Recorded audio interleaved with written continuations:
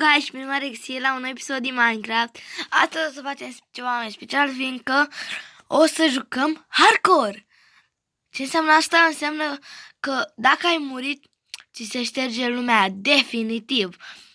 Și nu vrem asta. Ok. Am făcut challenge-ul ăsta pentru că încercăm să supraviețuim 100 de zile. Am văzut challenge-ul ăsta la mulți oameni, sau măcar să facem 10 episoade. Am văzut challenge-ul ăsta la mulți oameni și am zis să-l încerc și eu. De ce nu? Dacă tot să-mi încerc norocul, cum o fi. Așa. Apropo, am luat și un papagăliștiță.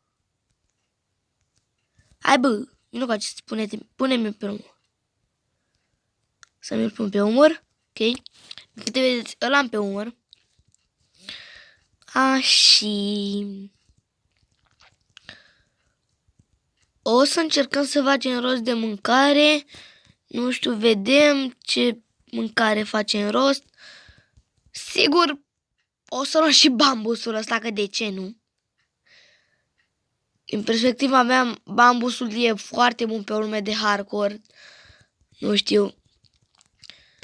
Dacă mă întrebați de ce e bambusul foarte bun, pentru că produce bețe. Și din sticuri poți să faci trade cu un fletching. Și de acolo poți să iei emeralde. Și de acolo poți să iei mendic. Și tot așa. Fortune, unbreaking și mai multe chestii. Ok. Stai. What? Oh, Doamne, ce m-am speriat. Ok. Din câte vedeți, nu mă joc cu ultra hardcore, adică dacă mi-au damage o să pot să mă regenerez, pentru că ultra hardcore e ultra hardcore. Adică, Doamne ferește, cum să joc eu ultra hardcore? Znab, nu joc ultra hardcore. Când o să mai mă evoluez, o să mă vedeți că o să joc și ultra hardcore. Ok, o să facem un crafting table. Niște sticane, barbașane. Ok.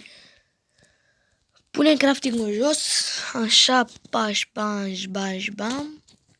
Bam. Bam.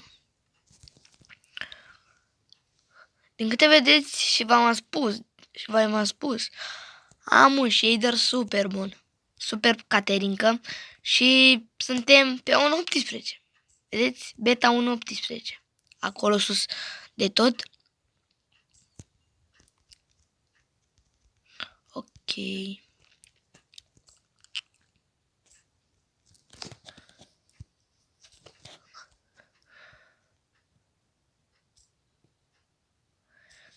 Să mă bag și după căulul ăsta. Căulul. What the fuck? Why? Cuvinte inventate de Alex99. What the fuck? Din episodul ăsta doar o să ne căutăm un spațiu de locuință. Cred că o să strângem materiale. Habar n-am, vedem.